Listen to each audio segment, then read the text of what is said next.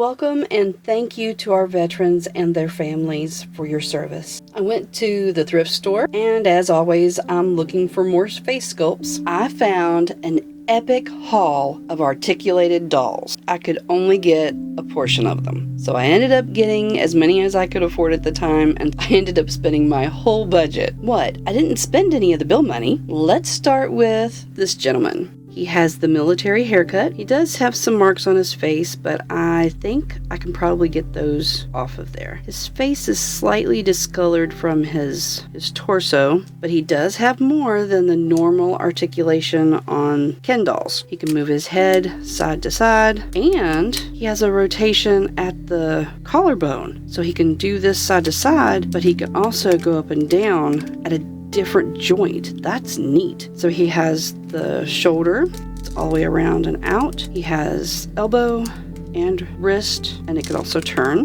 He is kind of squeaky, but that's fine. He has a waist. So since he has that, he doesn't have an upper thigh joint, but he can move at the knee. He could move at the ankle. There's our first G.I. Joe. I looked him up, and the only thing I could think of is it says Pawtucket, so he's one of the generic Joes. And did not realize this, but this is a common face sculpt because there's two more. As you can see, I got them for $12.99. These are Joes, so they're worth anywhere from $25 and up, depending on which one you get. This one has a different hair color, so I'm not sure exactly what I'm going to do with these duplicates. And he does have red hair like the first, but it's a different shade, and they have a different eye color. I like the green. His face looks slightly different. I don't know. His nose seems a little bit bigger and his lips seem fuller, but I think it's just my imagination. Maybe it's the angle. But where he only came in that, he came dressed for action with a G.I. Joe jacket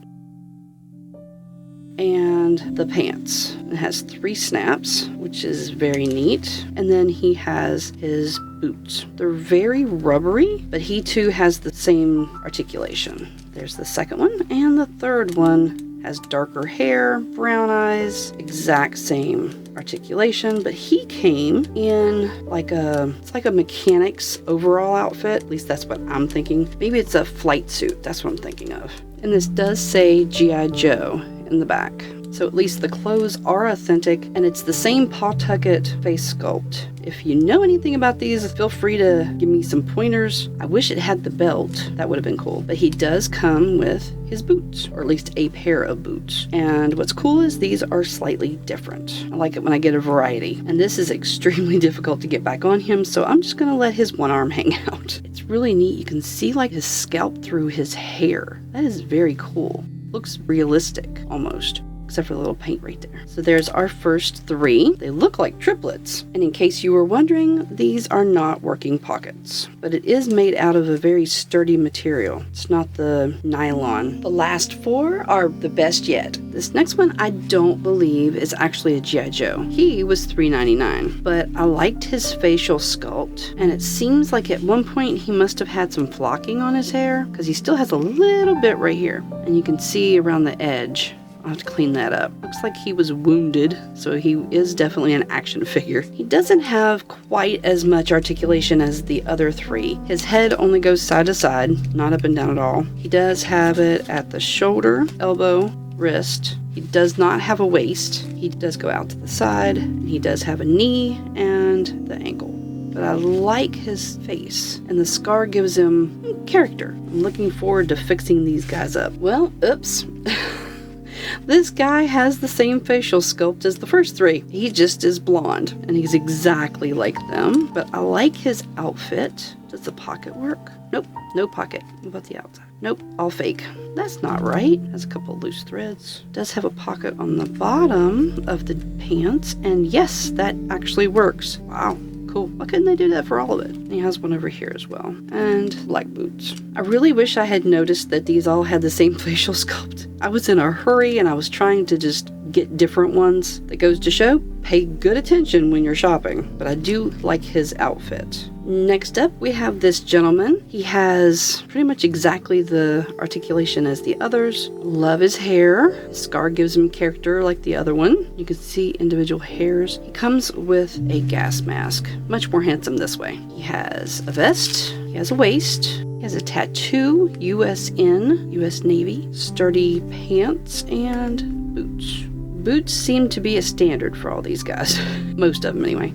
I really like him. Very cool. Don't know if or when I'll ever use this, but it's nice to have in the inventory. Next. Now this is Max Steel. He has a gauntlet on his arm that you cannot take off. Tattoo on his chest. I like these. I guess they're shorts. It's 1998. I like the hair coming across his forehead. He has similar. You can do the roundabout. And he has the elbow and the wrist. The wrist turns. Waist. No upper thigh joint, but he does have the knee and the ankle.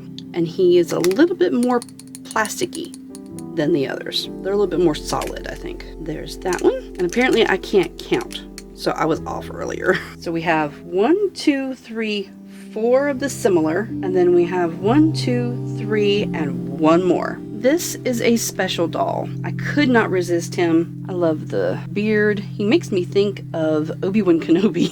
But this looks like G.I. Joe paraphernalia. He has the Arctic or winter gear, and it's bulky, so let me take this outer one off, but he does even have a hood. So here he is. He's definitely one of the action figures because you can tell with his hand he would be armed. His head only turns side to side though, but apparently I guess his shoulder does not go. It just goes around. But he does have an elbow, the wrist. Does he have a waist? Yes, he does. And he has no upper thigh. He does have a knee, and there's a cast on this foot, but he does have an ankle joint. And if you've noticed, this one is missing past the knee. It's one of the reasons I went ahead and bought him. I didn't want him going into a junk drawer or recycling. I wanted to save him. I liked his clothes, and I love his face. The pockets are working. Are these? They are. They're working pockets on the shirt too. Cool. I love his belt. It has a canteen and all kinds of utility pockets. There we go. And it's just empty behind him. Would have been cool to be able to do something with them. But anyway, I got Ken's wheelchair and I decided that it would be his. That way, it's perfect for him to be able to push it. I'm going to name him Dan. If you've ever watched Forrest Gump, you'll know why. I admired Gary Sinise as an actor and as a person, and he did that role awesome. So this is Dan. If you want to help with any of the other names, feel free to leave it in the comments. I'm going to list a few charities in the box below. If you ever want to check them out, it's from military.com. Hope you have a wonderful day and happy Veterans Day. Until next time, toodaloo.